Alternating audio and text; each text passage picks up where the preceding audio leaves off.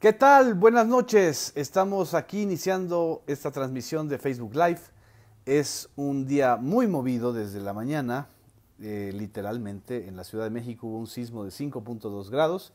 Algunos no lo sentimos, otros escucharon la alerta sísmica, abandonaron sus oficinas o las instalaciones donde estaban, de acuerdo con los protocolos. No terminábamos de vivir el sisma geológico o el sismo cuando unas horas después se filtró en los noticieros y en las cuentas de redes sociales que Margarita Zavala había declinado o anunció su declinación en el programa de tercer grado de Televisa que todavía se va a transmitir. Se grabó un día antes, es decir, el 15 de mayo, martes 15 de mayo, y pues ya sabe que entre periodistas y entre políticos pues no se leen las manos. Y hoy ya prácticamente se confirmó, se expandió la noticia de que Margarita Zavala ahora sí es Lástima Margarita. Y bueno, pues vimos durante toda la tarde una serie de reacciones de todo tipo, evidentemente desde las condolencias políticas de lo políticamente correcto, diciéndole valiente, honesta, gran mujer, pobrecita Margarita. Y evidentemente los mismos que le decían pobrecita Margarita, como Ricardo Anaya, pues fueron los que le dieron la puñalada por la espalda de manera muy clara desde que no hubo competencia al interior del PAN para la candidatura presidencial. José Antonio Meade también ahí lloró lágrimas de cocodrilo. El candidato puntero, Andrés Manuel López Obrador, no ha dicho nada de manera oficial. A final de cuentas, era algo que él mismo había mencionado o pronosticado en enero de este año, cuando dijo que por ahí de abril o mayo a lo mejor renunciaba Margarita Zavala como parte de un proyecto de compactación del voto anti López Obrador o del voto en contra del cambio. Y finalmente, pues el propio expresidente de la República, Felipe Calderón, esposo de Margarita, pues bueno, también expresó sus condolencias. Este es el hecho de la renuncia de Margarita. El INE ya dijo que bueno, que no va a poder borrar el nombre de Margarita Zavala de las boletas que ya se están imprimiendo para las elecciones de julio.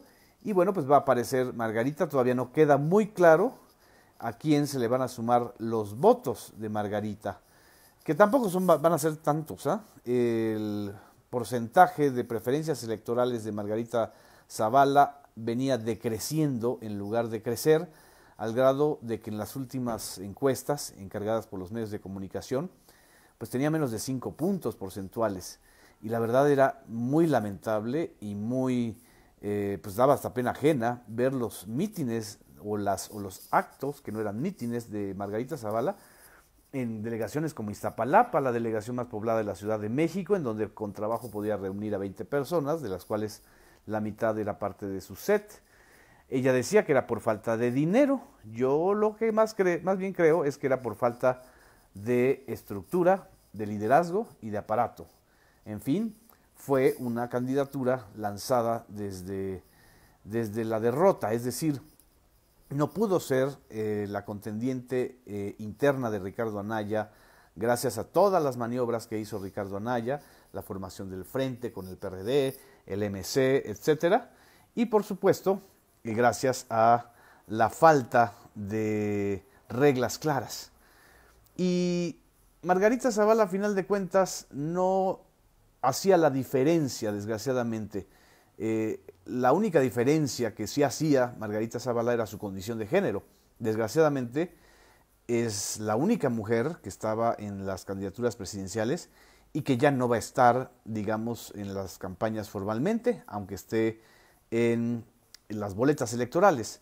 Pero aún su condición de género no representaba ni significaba un punto de vista feminista o femenino distinto al de Ricardo Anaya, por ejemplo, o al de José Antonio Meade. Eran plataformas prácticamente similares, muy parecidos en sus posiciones frente a el empleo, frente al modelo económico, frente a la seguridad pública. Bueno, Margarita Zavala siguió defendiendo lo que ya es indefendible y que ya está incluso documentado y sumamente señalado como un error histórico por los propios panistas, que ha sido y es la guerra o el llamado a la guerra contra el narco, que en realidad fue una guerra civil o ha sido una guerra civil contra la población mexicana, que inició su propio esposo, Felipe Calderón Hinojosa.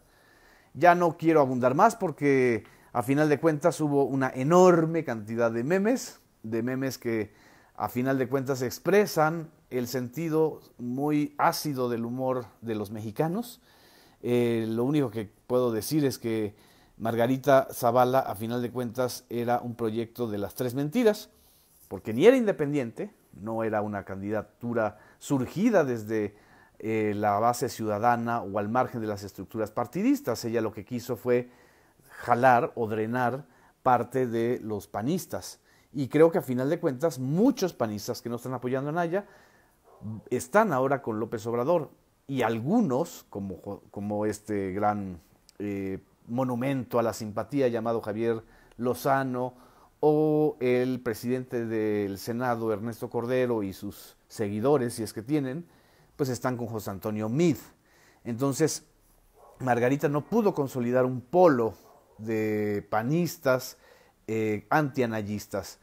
La segunda mentira es que fuera una candidata mujer, porque la condición de género no la hacía ser un acento femenino o feminista distinto. Más bien ella estaba replicando pues los mismos planteamientos y las mismas propuestas de su marido y expresidente, de Felipe Calderón. Nunca pudo ella tener una identidad propia. Y esa falta de autonomía, de independencia y de ruptura con Felipe Calderón, pues a final de cuentas llevó a que desapareciera del mapa de referencias electorales. No es el mismo fenómeno de Hillary Clinton. Hillary Clinton, esposa de otro expresidente, de Bill Clinton, hizo una carrera política propia, con puntos de vista propios, estemos de acuerdo o no con esos puntos de vista, pero se formó una identidad. Y pues Margarita Zavala no tuvo esa identidad en ningún momento. Además llega a la candidatura independiente cometiendo los mismos errores y las mismas irregularidades y los mismos indicios de fraude que cometió el Bronco o Armando Ríos Peter, que ahorita está con José Antonio Meade. En el sondeo me están preguntando que comente lo de Hildebrando. Me dice no enganchó ni con las mujeres. Lo de Hildebrando es a final de cuentas una historia del 2006. El hermano de Margarita Zavala, Hildebrando Zavala, dueño de una compañía que además recibió multimillonarios y muy grandes contratos y convenios del gobierno de Felipe Calderón. El hecho es que en las redes sociales, el día de hoy, lancé un sondeo en mi cuenta de Twitter, con la pregunta, ¿a quién beneficiará más la renuncia de Margarita a la contienda presidencial? Es curioso cómo se movió este sondeo, que ahorita lleva alrededor de 5.600 votos. El 35% opina que el más favorecido será Anaya. Este porcentaje de 35% hace unas horas era de más del 60%. El 34%, prácticamente en un empate, dice que va a beneficiar a López Obrador.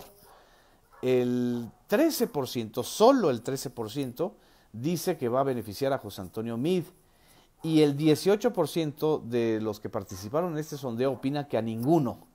Mi impresión como analista o como seguidor de los movimientos de la política y de los grupos políticos es que la renuncia de Margarita estaba pensada o está pensada para beneficiar a José Antonio Meade. ¿Por qué? Pues por el evidente trazo de transeccional que tiene José Antonio Meade como ex colaborador de Felipe Calderón y como colaborador de Enrique Peña Nieto, y como alguien a quien le urge tener por lo menos 1 o 2 puntitos de preferencias electorales. Lo que me sorprende es que la percepción de una parte importante de quienes interactúan en redes sociales considera que Mid no es el gran beneficiado, nada más el 13%. Lo que mucha gente dice es que bueno, pues el beneficiario será Anaya, porque el voto de los votos que no tuvo Margarita pues se irán hacia él. Yo no lo creo. El votante del perfil de Margarita, que son los calderonistas, pues tienen un profundo resentimiento y recelo con Ricardo Anaya y mucho más con el frente formado entre él, el PRD o lo que quede del PRD y el Movimiento Ciudadano. Me preguntan, me dicen, hola, buenas noches, tengo una duda, ¿por qué el gobierno ya no quiere que los maestros hereden a sus hijos las plazas? Ese es otro tema que, bueno, lo vamos a tocar con mayor, pues con mayor puntualidad. Y por último, yo creo que Margarita, a final de cuentas, también era parte de esto. Este libro que acabo de estrenar, por llamarlo de alguna manera, se escribió y se terminó de escribir en enero de este año. Margarita Zavala era parte de la cleptocracia, fue y seguirá siendo parte de este grupo que se ha enriquecido a costa del poder político y de los cargos de gobierno. Margarita también es parte de la cleptocracia y tal vez la cleptocracia querrá salvarla si es que pueden revertir la tendencia que existe en estos momentos en las preferencias electorales. Aquí dejo otra vez esta portada del libro, que evidentemente también es una promoción. Pero el contraste, y esto sí quiero subrayarlo, el contraste del papel de las políticas mujeres en una contienda electoral es el caso de la Ciudad de México. En la Ciudad de México realmente las dos posiciones o posturas más competitivas y que están realmente compitiendo, lo acabamos de ver en el debate chilango, en el debate de los 6, 7 candidatos y candidatas, son dos mujeres con amplia experiencia que vienen de la misma raíz de la izquierda que ha gobernado esta ciudad. Por un lado, Claudia Sheinbaum, quien encabeza las preferencias electorales, exdelegada de Tlalpan, candidata de Morena, una de las personas de mayor confianza de López Obrador, y por el otro lado Alejandra Barrales, quien ha tenido múltiples cargos en la administración capitalina en Michoacán, fue además coordinadora de la Asamblea Legislativa, ex senadora, ex dirigente del PRD, la que negocia finalmente y amarra la negociación con Ricardo Anaya, que el día de hoy le puso, y eso está celebrado en las redes de una manera muy clara, le puso un alto a Miquel Arriola. Miquel Arriola, que insistía en que ella es propietaria de un departamento o de un bien inmueble muy caro en Polanco, pues ella lo retó. Le dijo que si lo comprobaba, pues ella retiraba su candidatura y que si no lo comprobaba, pues que se fuera por la alcantarilla, pero no por la alcantarilla por la que se fue realmente en uno de sus actos. Muy mal, desde mi punto de vista, y creo que desde el punto de vista de muchos, se vio Miquel Arriola, no tuvo una capacidad de remontar la muy lejana tercera posición que tiene el PRI en la Ciudad de México, y la verdad es que los demás candidatos, salvo Marco Rascón, que ha expresado y ha señalado y ha demostrado una experiencia en las cuestiones de la Ciudad de México, pues los demás candidatos no tienen mucho que hacer. Ni Purificación Carpinteiro, una funcionaria con mucha experiencia en la administración federal, sobre todo en el área de telecomunicaciones, pues tampoco prendió, y mucho menos pues las otras opciones que están en el panorama. Esta diferencia, con todo y lo que significa la fragmentación o la fractura de esta izquierda entre el PRD y Morena, a final de cuentas lo que está demostrando es que en la Ciudad de México las mujeres políticas o las que se dedicaron a hacer política en esta ciudad están consolidando su propia identidad, con las críticas que generalmente le podemos hacer a cualquier dirigente político, pero son dueñas de su propia identidad política.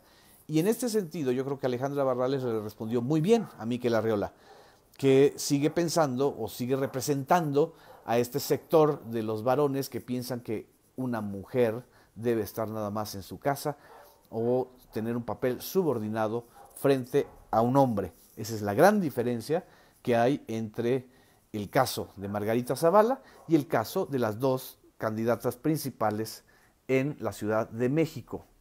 Y miren que, bueno, ya incluso las encuestas que se han ventilado, se han difundido sobre las posiciones entre Morena y el PRD en la Ciudad de México, pues la verdad es que Morena sí encabeza la mayoría de las delegaciones, pero también el PRD todavía sigue defendiendo ahí algunas posiciones. Vamos a tener una ciudad, la Ciudad de México, de centro izquierda. No sé cómo se vaya a resolver, por lo menos ya se aminoró este ambiente de violencia política entre Morena y el PRD en los últimos días y esperemos que esto siga así. Lo único que no ha minorado y sigue incrementándose es la violencia, la inseguridad pública en el Distrito Federal. Y este es uno de los temas que no han sido abordados de manera suficiente y clara por los candidatos y las candidatas en la Ciudad de México. Me preguntan por mis gatos, me dicen que qué predecible es mi análisis. Bueno, en fin, el punto aquí fundamental es que también la Ciudad de México hoy demostró lo vulnerable que puede ser el asunto de una ciudad como esta, en donde si fallan los protocolos de seguridad, podemos volver a vivir una tragedia como la de los sismos del pasado 19 de septiembre. En fin, muchas gracias. Por cierto, los que me han preguntado y quienes me han preguntado por el libro, vuelvo a repetir y les vuelvo a invitar. Este libro, el de Cleptocracia, lo vamos otra vez a vender el domingo próximo, domingo 20 de mayo, en el Café Valencia Express de la Avenida Reforma, a un lado del Cine Diana, en la Avenida Reforma, muy cerca de la Glorieta de la Diana, a las 16 horas. Quienes estén interesados, les pido que me manden un mensaje por Messenger, un mensaje privado. El costo es de 200 pesos. Quienes no puedan, lo pueden adquirir en librerías a través de Amazon. Y el jueves 24 de mayo a las 19:30 horas ya haremos la presentación formal en la Casa LAM. En fin, muchas gracias por sus comentarios, por su presencia, por enriquecer esta interacción. Me dicen que lo bueno es que yo sí sé cómo se llama mi libro. Pues bueno, sí se lo sé, se llama Cleptocracia. Y eso es lo que está justamente en pugna en esta elección. Muchas gracias, buenas noches, nos vemos en la próxima transmisión del viernes aquí en Facebook Live.